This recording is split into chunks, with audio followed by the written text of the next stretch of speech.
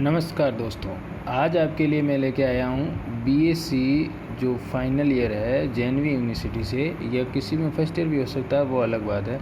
और उस बुक्स का नाम है अमूर्त बीजगणित। उसका टॉपिक लेके आया हूँ। बहुत ही आसान है और वेरी इम्पोर्टेंट क्वेश्चन।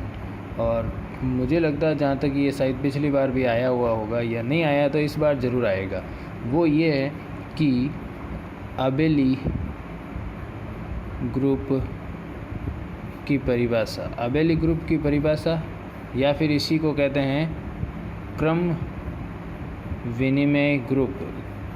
आबेली ग्रुप या क्रम विनिमय ग्रुप, सिंपली ये होता क्या है, वो ये है कि a इंटू बी बराबर b इंटू ए। अगर कोई फंक्शन है उनका गुणा कर दें और उन पहले उसका करके इसका कर दें, फिर बाद में उसका कर दें, तो ये आबेली, सिंपली ये परिभाषा। और अब बुक्स की परिभाषा क्या है कि एक ग्रुप, कोई भी मान लो एक ग्रुप है जी स्टार, आबेली ग्रुप है या क्रम विनिमय कहलाता है ये यदि इसके यानी इस जी के जो प्रत्येक अवयव है, प्रत्येक युग्म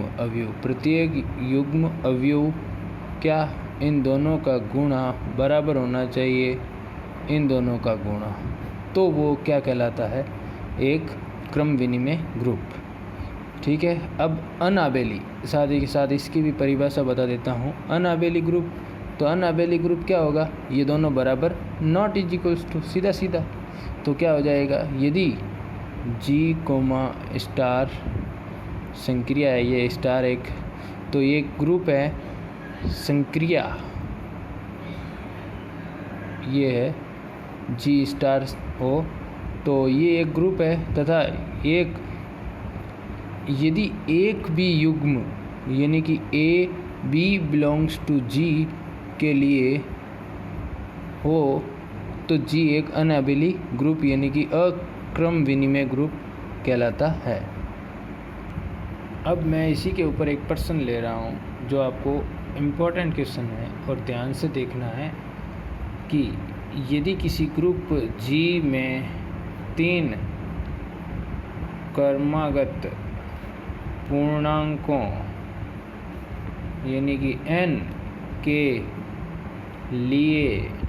लिए ए बी का होल मतलब ए बी का स्क्वायर n, यानी कि ए बी की जो घात है वो n स्क्वायर, क्या ए बी की घात n, उसके बराबर में है a की घात n b की घात n, all of a comma b belongs to g। तो अपने को सिद्ध करना है कि g एक क्या है, आबेली ग्रुप। g एक क्या है, आबेली ग्रुप। तो पहले प्रश्न तो आपको समझ में आ गया। यदि यदि एक ग्रुप जी में 3 क्रमागत पूर्णांक हो यानी n के लिए a और b इसकी कोष्टक घात करके n घात है, और a की घात n b की घात n, all of a b belongs to g, तो हमें सिद्ध करना है कि g एक आबेली ग्रुप है। g को हमें आबेली ग्रुप बताना है। तो माना कि ए बी कोई 2 स्वचर अवयव g के हैं, तो तथा ये कह रहा है 3 क्रमागत, यानी कि पहला आ गया n, दूसरा हो गया n+1, तीसरा हो गया n+2, ये हो गए 3 क्रमागत हो गए। अब ये कह रहा है कि a और b इसकी घात n है, ये बराबर में है a की घात n b की घात n। तो अपन इसको सिंपली, ये एक वाला पद दिया हुआ है, इसकी भी n घात है, ये एक है, तो अपन इसको 1 के लिए लिखेंगे। तो a और b की घात n+1, तो इसकी घात क्या हो जाएगी, a की n b की घात n, ये हो जाएगी ना सिंपल। इसी को 2 के लिए लिख रहे हैं, तो ये हो जाएगी और ये हो जाएगी और ये हो जाएगी। ये समीकरण नंबर 1, समीकरण नंबर 2, समीकरण नंबर 3। अब इक्वेशन 3 को यहाँ से उठाओ, यानी कि समीकरण 3 से सॉल्व करेंगे।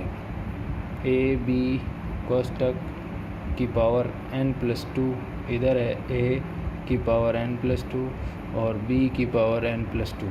इसको अलग अलग सॉल्व करेंगे। तो पहले अपन क्या करेंगे, थोड़ा एक छोटा सा हिंट दे देता हूँ, इसी को वापस लिख देता हूँ। मेरे कहने का मतलब ए बी की पावर n प्लस 2 बराबर ए की पावर n प्लस 2 बी की पावर n प्लस 2 हो गया। अब इसको अपन यदि एक अलग n घात की लिख दें और एक इसको ऐसे लिख सकते हैं क्या, ए बी की पावर n प्लस 1, यानी कि एक घात हमने यहाँ पे अलग कर दी, ये एक घात हो गई, एक और जुड़ गया। इसी को ऐसे लिख सकते हैं और यहाँ पे ए और ये भी एक एक घात, इसकी भी अलग कर दी, इसकी भी अलग कर दी, ये तो लिख सकते हैं। समझ आ गया। अगला हम क्या लिखेंगे, अगला हम ये इसके ऊपर भी है और ये इसके ऊपर भी है, तो सीधा सीधा ए की घात n प्लस 1 ये इसके ऊपर और b की घात भी n प्लस 1 और ये तो अलग है ही एक घात, और ये a की घात n 1 b की घात n प्लस 1 और b, इसको तो कोई चेंज नहीं किया। इसको समझ आया, ये इसके ऊपर भी है, इसके ऊपर भी घात है, बस। अब इसमें अपन इधर वाला हमारे पास a की घात n है, तो a की घात n प्लस 1 और इसको अलग लिख देते b की घात n प्लस 1 और ए बी, इसको तीनों को अलग लिख दें और इसको अलग लिख दें आगे वाले को।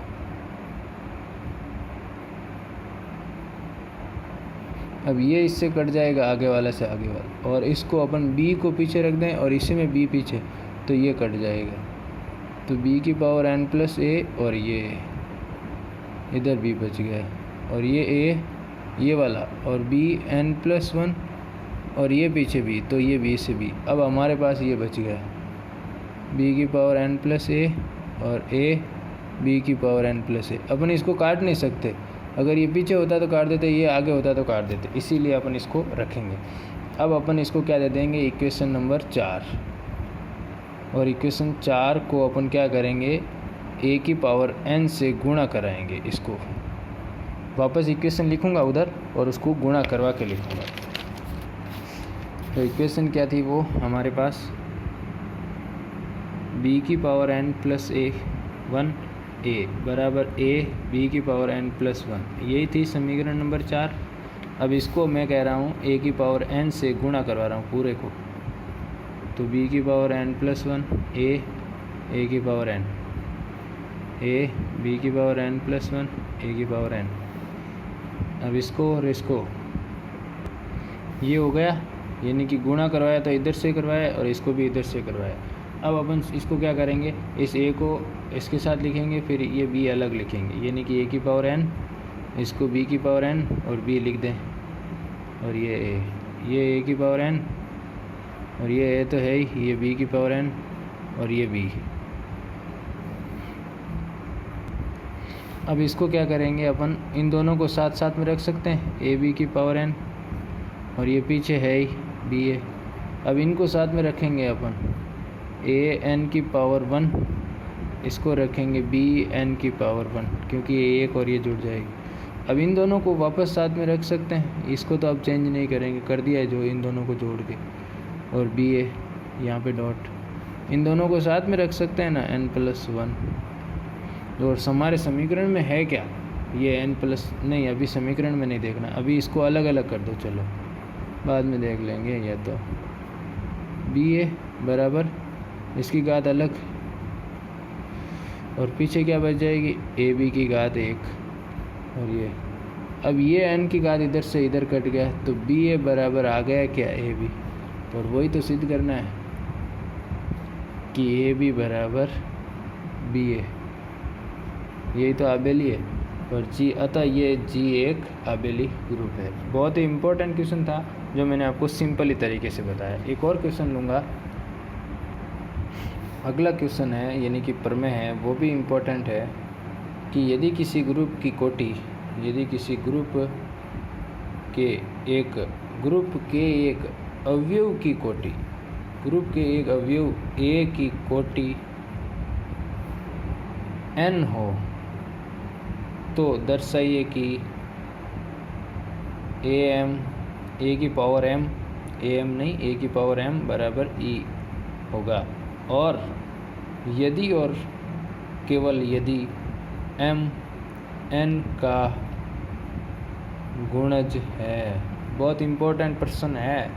तो प्रतिबंध की आवश्यकता क्या है? मान लो a की पावर m बराबर e और a की पावर n बराबर e, कि दोनों हमने मान लिया। अब हमें दिया हुआ क्या है कि ऑर्डर ऑफ a अवयव है, उसकी कोटि n है, इसीलिए क्या हो गया, m लेस इक्वल n। अब हमारे पास यदि m बराबर n है तो a की पावर m बराबर a की पावर n बराबर e, ये हो गया। अगला क्या है, यदि m ग्रेटर n तो q r ऐसे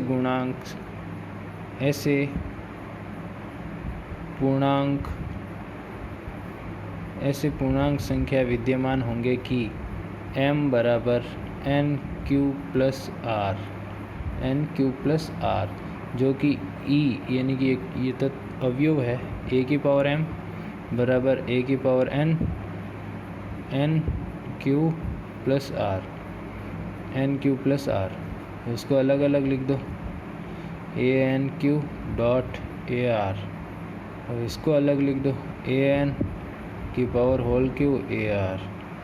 अब a n की पावर को अपन ऊपर क्या लिख रहे हैं, e की पावर q, तो डॉट r।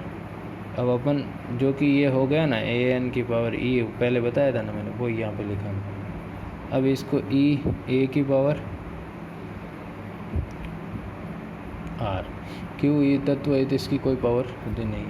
अब इधर चल रहा क्या है हमारे, am बराबर ar, चूँकि am बराबर e0 हो तब, क्योंकि ये जब इसकी घात होती है तो 0 होता है, तो यहाँ पे 0 का मान 1 होता है, तो a इसका मान हो जाएगा e, और यही तो सिद्ध करना है, यानी कि m बराबर NQR,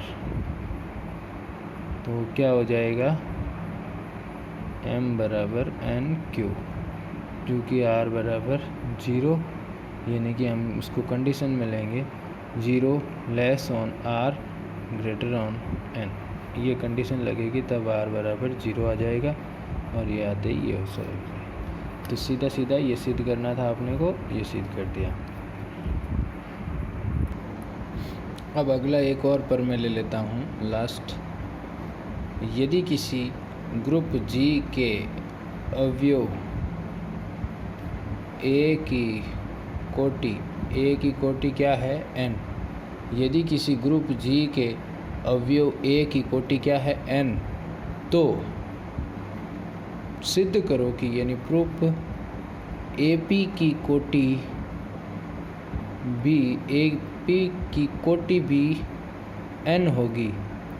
यदि हमें सिद्ध ये करना है कि इसकी कोटि भी n होगी यदि p तथा n सापेक्षिक क्या है, अभाज्य। बहुत इम्पोर्टेंट पर में है ये क्वेश्चन जो मैं बोल रहा हूँ, वो आप साइड में कॉपी में नोट कर लीजिएगा।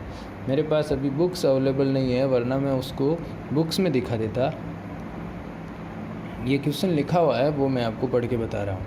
तो इसको अपन सॉल्व कर रहे हैं, आगे ले लेता हूँ पेज में, इधर।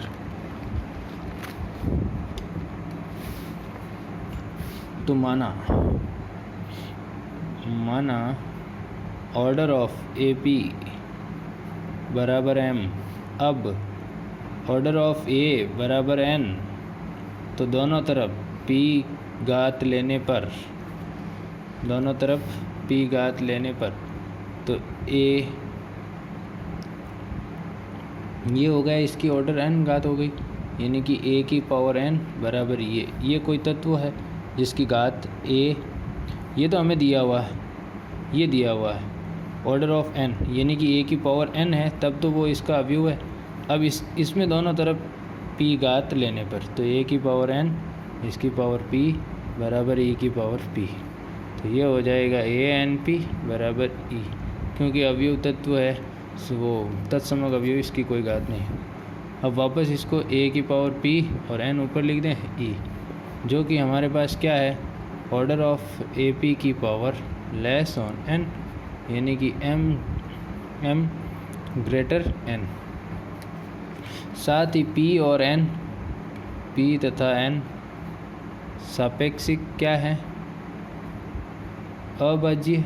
अतः P तथा N का मसफ यानी कि HCF मसफ क्या हो गया, HCF बराबर 1, यानी कि PQ बराबर N, R बराबर 1, यानी A की पावर 1 बराबर 1 होता है, और जो कि A की पावर 1 बराबर 1 PQ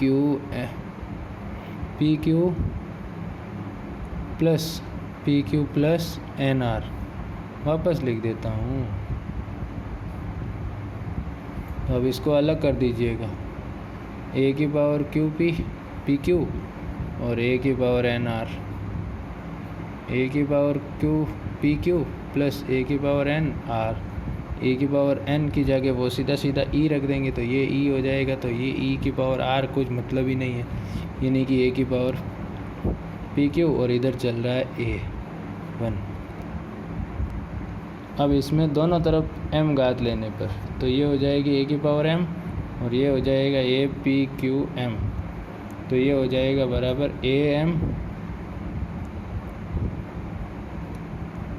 AMPQ। घात को इधर उधर किससे भी लिख सकते हैं गुणा, तो यहाँ पे लिखेंगे A की पावर P, उसकी पावर M, उसकी पावर Q, और ये है बराबर में AM।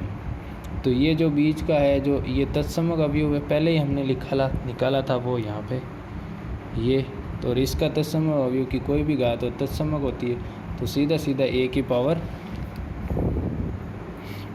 पावर M बराबर E हो गया ये।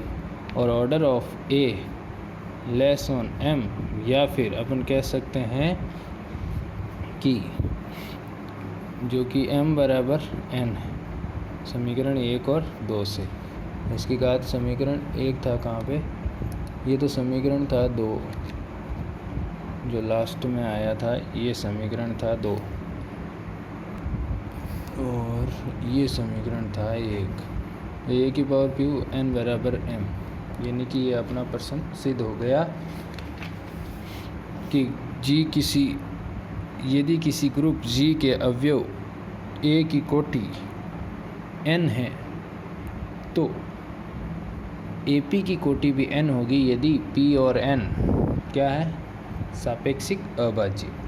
और एक क्वेश्चन लूँगा आपको, और इसके जो सारी प्रमेय के क्वेश्चन होते हैं, यानी कि अमूर्त बीजगणित में जितने भी सारे सिद्ध करने के हैं, वैसे तो 3-4 टॉपिक तो मैंने और भी बना के वीडियो डाल रखे हैं अभी तक तो, और साथ के साथ और डाल रहा हूँ।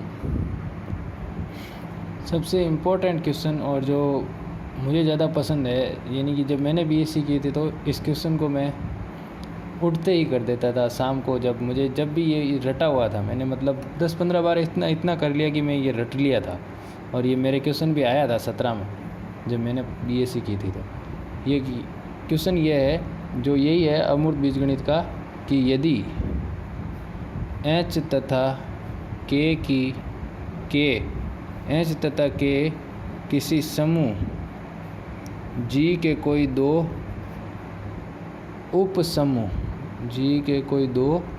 उपसमूह हो तो H के समूह G का उपसमूह होगा यदि केवल H के बराबर KH।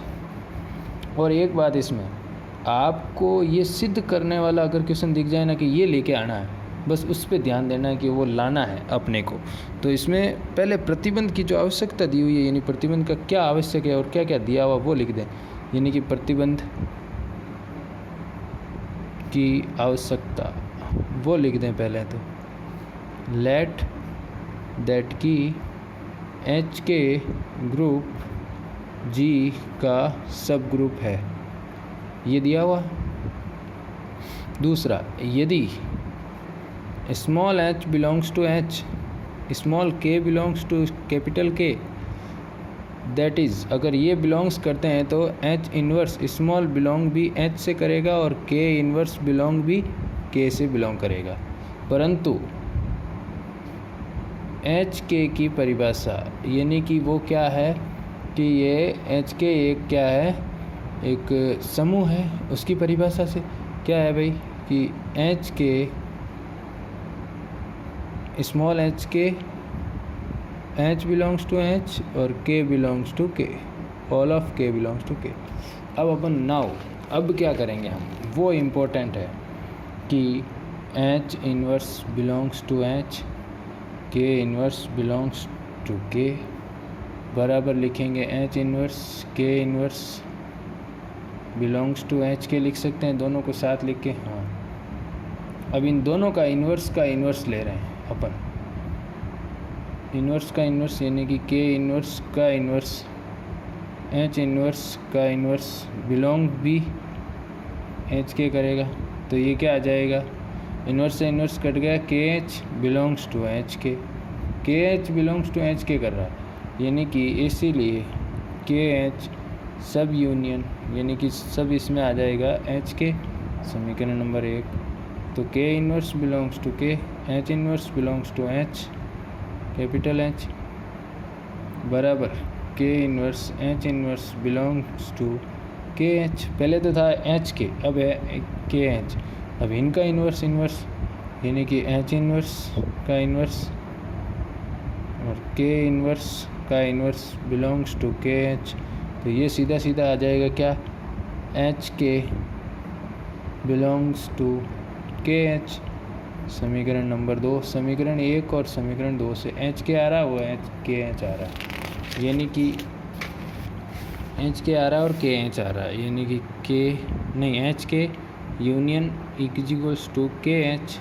तो समीकरण ऊपर वाले तो 2 और 1 ऊपर वाली थी जो पीछे, तो यानी इक्वेशन 2 और 1 से क्या हो जाएगा, एच के बराबर के एच। ये कितना आसान सा सिद्ध करना जो सवाल था वो ये समीकरण पीछे, और ये आता है हर बार क्वेश्चन आ जाता है, कभी कभी 3.5 नंबर में आ जाता है। अब एक छोटा सा क्वेश्चन है वो बता देता हूँ, बाकी की क्लास कल चलेगी जब भी नेक्स्ट टाइम की होगी। समाकारिता की अष्टी यानी कि कर्नल अष्टी निकालनी है। तो समाकारिता की अष्टी क्या होती है, कैसे निकालते हैं, मैं जो बोल रहा हूँ उसको आप ध्यान से सुनना और साथ के साथ देखना भी, क्योंकि मैं लिखूँगा भी। माना कि जी कोमा स्टार संक्रिया तथा जी डैश कोमा ओ संक्रिया के 2 ग्रुप है।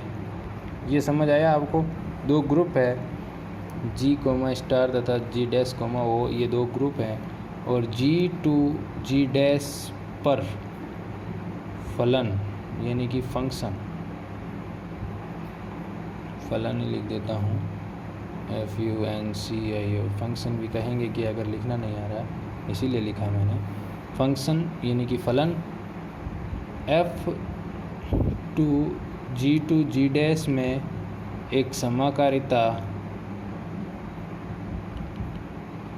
हो तो जी का निम्न उप समुच्चय यानी subset K of x belongs to G और f of x to e यानी कि तत्समक अवयव e डैश, जहाँ e dash group g dash का तत्समक अवयव है, ये समाकारिता की अष्टी है। यानी कि कोई 2 ग्रुप है जी टू जी और जी फलन है, यानी कि f फंक्शन जो जी टू जी डैश में है, और यदि जी का उप समुच्चय एक होगा जो कि x के जो तत्व है यानी कि x और ये सारे जी से बिलोंग करेंगे, लेकिन जो f ऑफ फंक्शन यानी कि x का मान आएगा वो उसका जो दूसरा जी डैश वाला तत्व यानी कि ये इस ग्रुप से बिलोंग करेगा, वो तब ये x यानी कि जो मान आएगा ये कहलाएगा, ये तत्समक अवयव होना चाहिए और ये एक जी से बिलोंग करना चाहिए और इसका जी डैश का तत्समक अवयव होना चाहिए, तब ये समाकारिता की अष्टी कहलाती है।